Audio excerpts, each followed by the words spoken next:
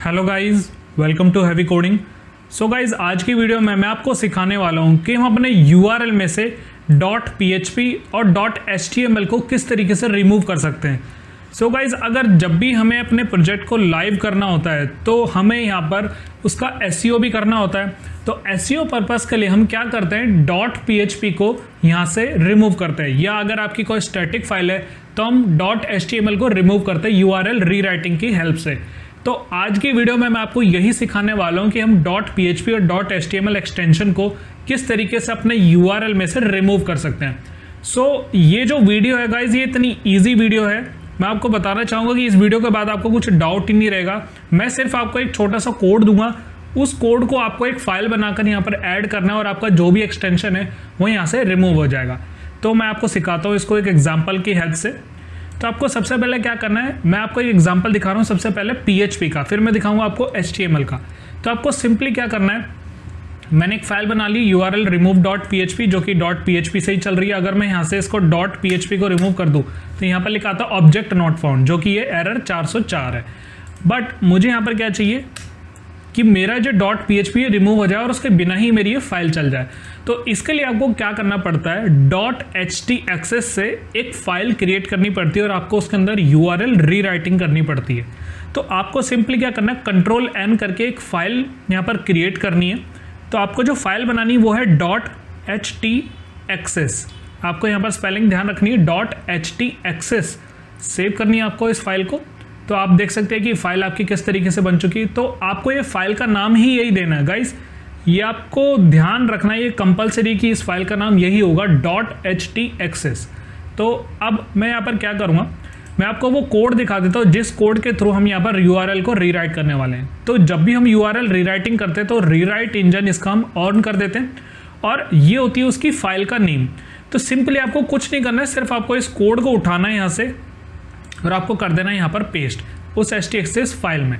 तो आपको याद रखें, जिस भी फोल्डर में आप अपनी वेबसाइट का डेटा रख रहे हो तो उसी के साथ आपको ये फाइल को रखना ज़रूरी है। तो आपने .htaccess फाइल बनाई, आपने कोड पेस्ट करा और आपको अब क्या लिखना है, जहाँ पर भी ये HTML लिखा है आपको उसकी जगह कर देना PHP। अगर आपको PHP का एक्सटेंशन को रिमूव करना है, मतलब .php का, तो आप यहाँ पर PHP लिखेंगे। अगर आपको HTML का करना है तो आपको लिखेंगे यहाँ पर HTML का। सिर्फ ये 4 लाइन का कोड है और आपको इसको क्या करना है, आपका ये जो एक्सटेंशन है यहाँ से रिमूव हो जाएगी। तो अभी मैं यहाँ पर क्या करूँगा, रिफ्रेश करता हूँ पेज को, तो कुछ नहीं हो रहा। बट अभी जब मैंने .php को रिमूव करा था तो यहाँ पर लिखा आ रहा था object not found 404 error. But जैसे मैं यहाँ पर चलाता हूँ URL रिमूव, तो जैसे मैं एंटर हिट करता हूँ तो आप यहाँ पर देख सकते हैं कि मेरी वो फाइल रन हो रही है और यहाँ से वो .php रिमूव हो चुका है। तो गाइस, देखा आपने कितना ईजी था यहाँ पर इसका एक्सटेंशन को रिमूव करना।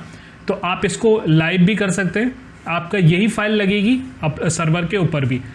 अब मैं आपको दिखाता हूँ कि HTML को कैसे रिमूव करना है। तो सिंपली एक और फाइल बना लेता हूँ और इसका मैं यहाँ पर नाम दे देता हूँ रिमूव। मैं यहाँ पर लेता हूँ remove.html।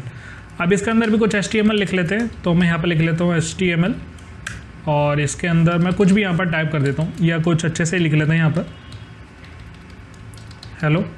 तो मैंने यहाँ पर लिखा हेलो। अब इस फाइल को यहाँ पर चलाते हैं, तो remove.html। तो यहाँ पर हेलो लिखा आ रहा है, HTML भी मेरा एक्सटेंशन लिखा आ रहा है।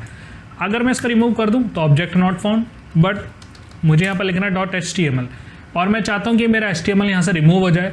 तो उसके लिए आपको वही फाइल पे जाना है। तो अब गाइज, आपको ये ध्यान रखना है, अब अगर आपकी स्टैटिक वेबसाइट है तो आपको तो यहाँ पर एक ही बार बदलने की ज़रूरत है कि भाई सारे आपको HTML ही होंगे। बट अगर आपकी डायनामिक साइट है तो आपको यहाँ पर PHP लिखना पड़ेगा। तो वो आपके ऊपर है कि आप कौन सी साइट बना रहे हो। सिर्फ HTML की है तो आपको यहाँ पर HTML लिखना है, PHP की वेबसाइट है तो आपको PHP लिखना पड़ेगा। तो आपको यहाँ पर सिंपली PHP की जगह रिप्लेस कर देना है HTML को, बाकी कुछ नहीं करना है।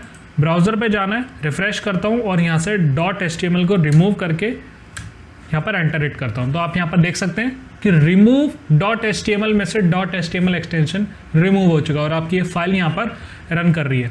अब मैं इसकी जगह कोई और फाइल चलाता हूँ, जैसे myvalue.php। तो अब PHP की फाइल चला रहा हूँ तो यहाँ पर PHP करना पड़ेगा। आपकी कोई एक ही फाइल होगी, या तो HTML होगी या तो PHP होगी। मैंने यहाँ पर दोनों के लिए आपको करके दिखाया। तो myvalue.php ये वाली फाइल को भी चला के देख लेते हैं, myvalue.php।